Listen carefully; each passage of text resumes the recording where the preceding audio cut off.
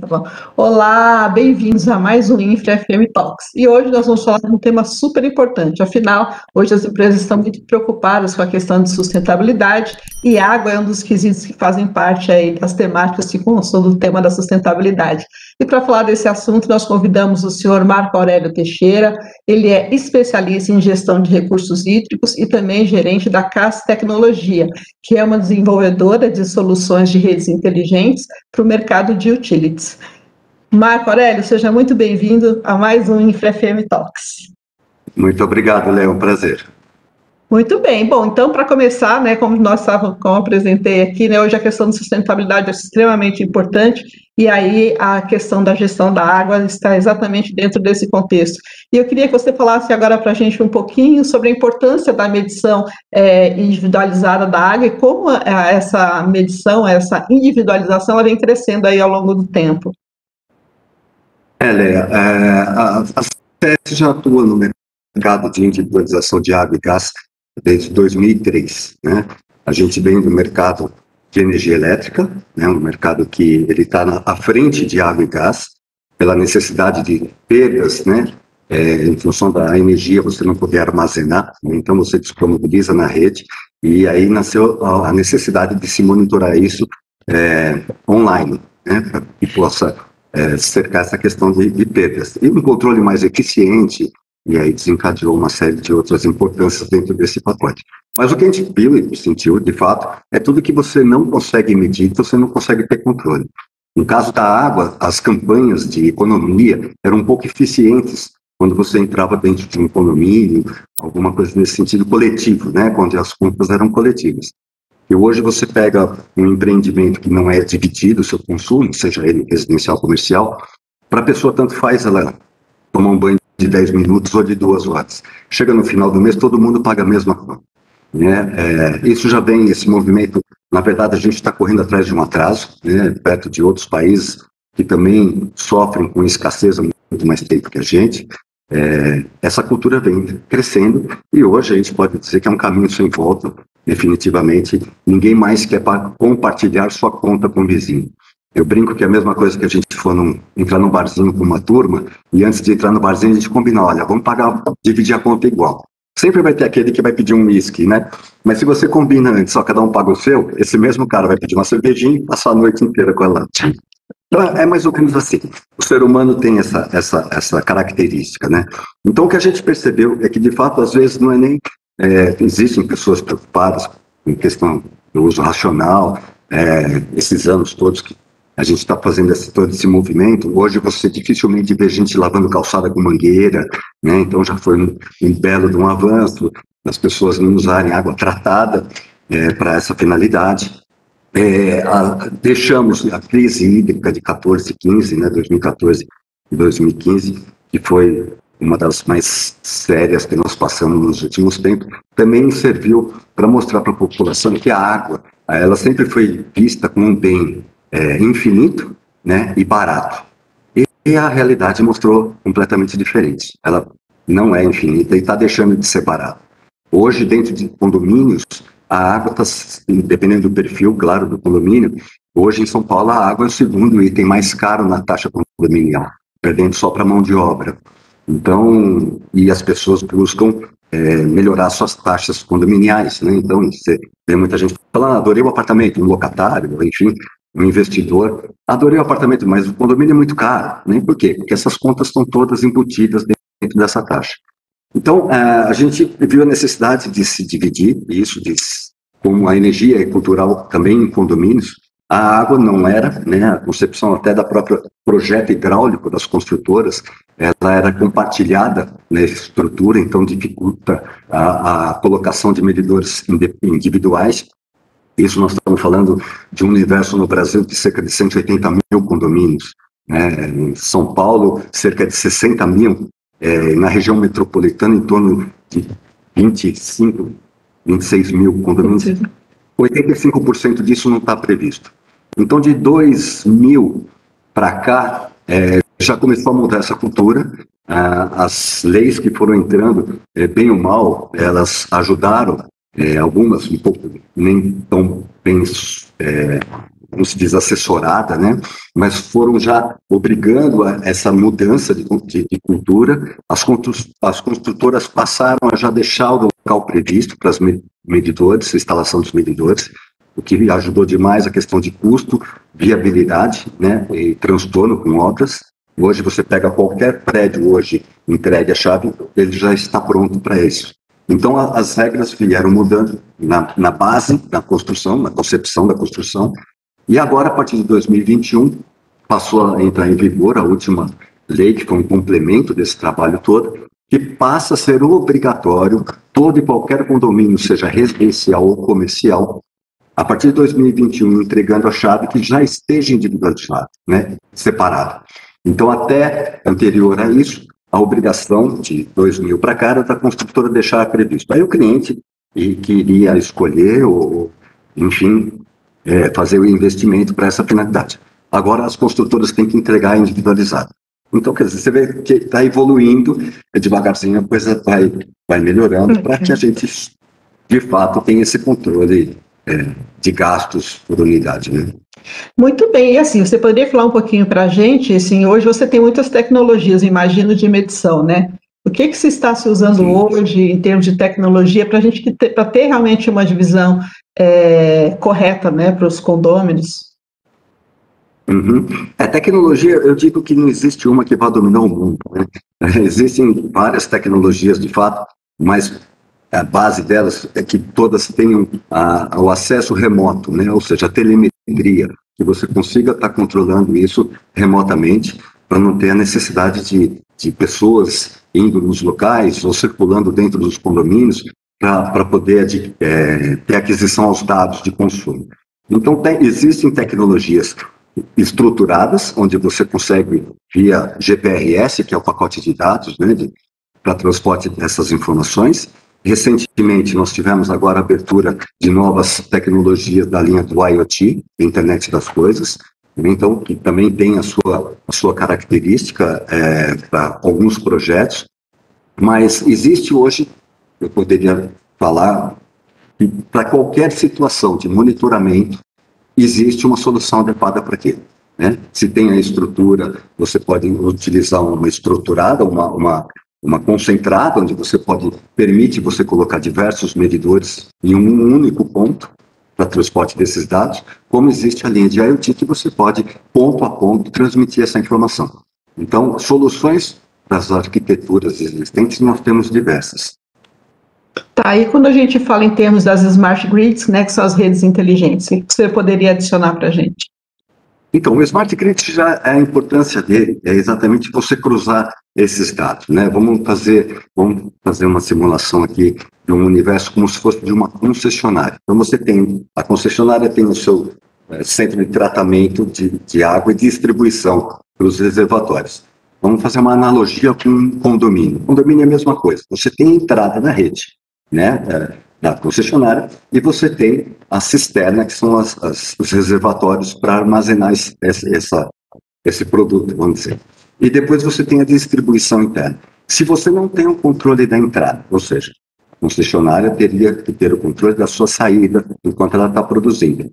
Como na rede da concessionária, nós temos aí redes construídas há muito tempo, subterrâneas, que por sua vez estão comprometidas, existem seus vazamentos naturais. Então é muito importante se você ter o controle desde da sua produção até o seu ponto final de consumo.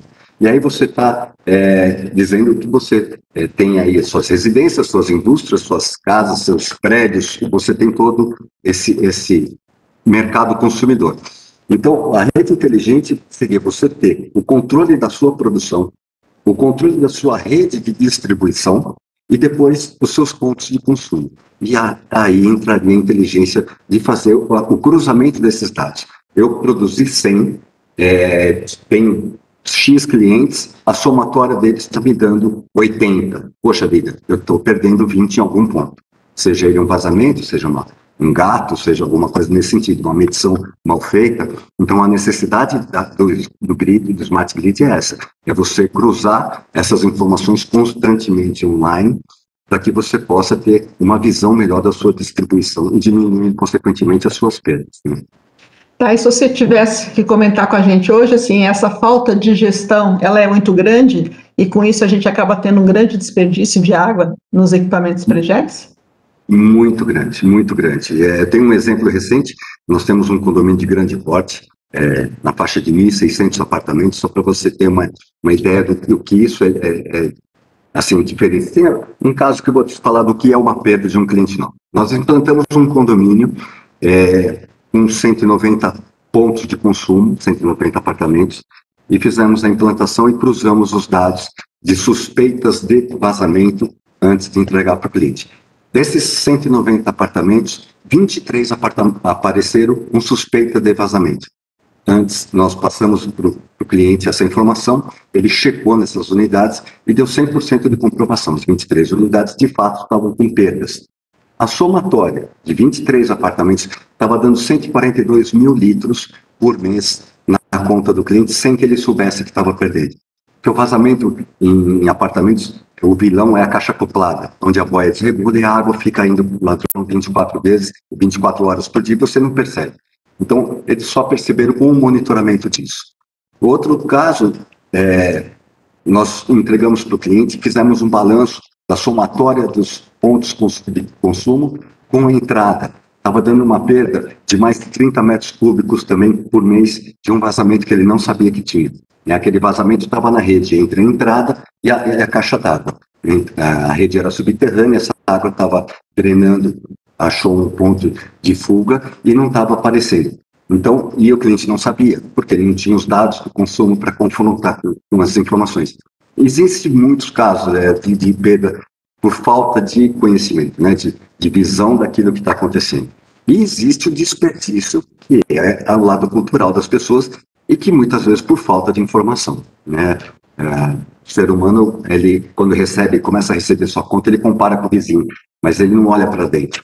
Então, existem informações, uso eficiente, componentes ecologicamente corretos, né? Então, você não pode comparar uma pessoa que tem uma ducha de 40 litros por minuto por uma pessoa que tem uma ducha de 8 litros por minuto. Né? Cada 10 minutos, nós estamos falando uma diferença de 320 litros. Então, essas informações, porque a pessoa busca conforto, né? Enquanto não está separada a conta. Quando se separa, aí ele precisa de informação para poder ter um padrão de consumo correto. Tá, eu tenho uma curiosidade, quando você vai para edifícios mais novos ou edifícios mais antigos, esse desperdício ele é maior, ele é menor para edifícios mais antigos, para edifícios mais novos ou não? Não, ele não tem uma diferença de o mais antigo ser pior ou não. O prédio mais antigo ele já tem um problema, dependendo da idade, é o comprometimento das tubulações, né? Prédios com mais de 30 anos, que naquela época o material usado era o galvanizado, então esse material já está comprometido, fragilizado pela decomposição. Então aparecem muitos pequenos vazamentos dentro da infraestrutura, né?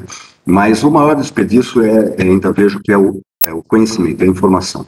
As pessoas desperdiçam por falta de informação e por falta de pagamento individual. Muito bem, agora que a gente acaba de aprovar aí, né, o novo marco regulatório de saneamento básico do Brasil, eu queria ouvir sua opinião sobre esse tema. Léa, isso é muito importante para toda a cadeia, para o meio ambiente, para todo. É muito importante o investimento da iniciativa privada nisso, né? Passa a ter um interesse diferente, um olhar diferente nisso, né? As pessoas, a preocupação, hoje a gente admitir o problema que a gente tem de coleta de esgoto no Brasil é um número muito grande. Não dá para a gente querer exigir algo com eficiência se a gente tem um problema tão sério como esse, que acaba afetando até a parte de saúde e uma série de coisas. É tarde, mas nunca é assim tarde para correr atrás, mas é importante que a iniciativa privada agora vai ter um cuidado melhor, um nível de investimento muito maior nesse segmento, a preocupação exatamente de poder diminuir suas perdas, né, o controle. Então, tudo isso vai ajudar a fomentar esse mercado, esse segmento, e a gente passar a ter uma qualidade melhor, tanto na distribuição como no tratamento.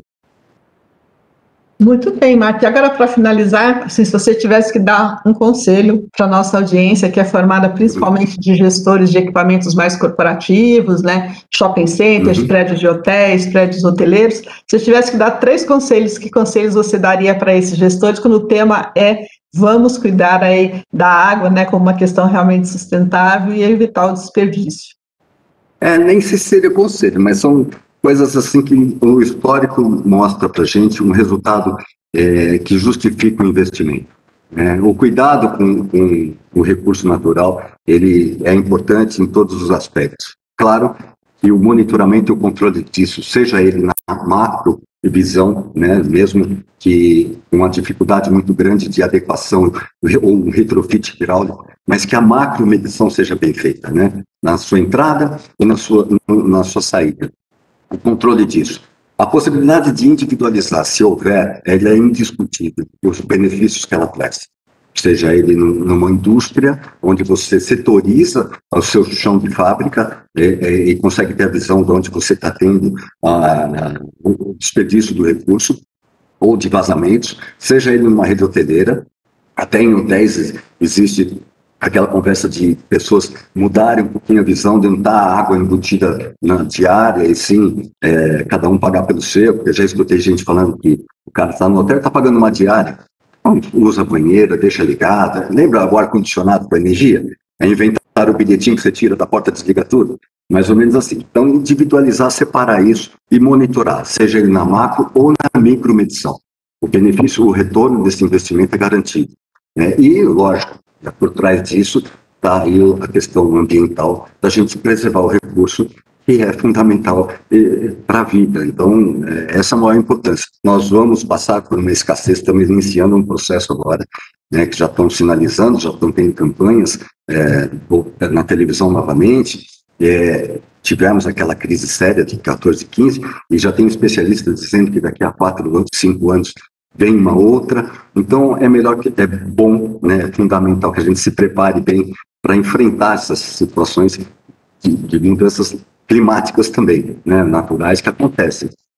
A gente vê investimento por parte da concessionária com a preocupação, investimentos pesados para poder captar recursos de outros mananciais para que supra a demanda da cidade de São Paulo. Mas a mensagem é essa: tem que se preocupar com muita responsabilidade sobre a questão do uso racional. Monitoramento é fundamental nesse processo. Enfim, são coisas que a gente está dia a dia convivendo com isso, e a gente vê o resultado, o tamanho do resultado. Se a gente fosse fazer um resumo de tudo que a gente já conseguiu economizar para a carteira dos nossos clientes, daria um dinheiro muito grande que justifica esse investimento. Muito bem, então eu queria muito agradecer a sua participação, toda a sua contribuição. Acho que esse tema realmente é muito importante e ficamos aqui à disposição de vocês para uma próxima oportunidade para a gente continuar falando sobre o tema. E novamente a InfraFM agradece a sua participação, Marco Aurélia. Eu que agradeço, Léa. A CS está sempre à disposição para poder contribuir com o que vocês precisarem. Tá bom, então, muito obrigada. Muito obrigado.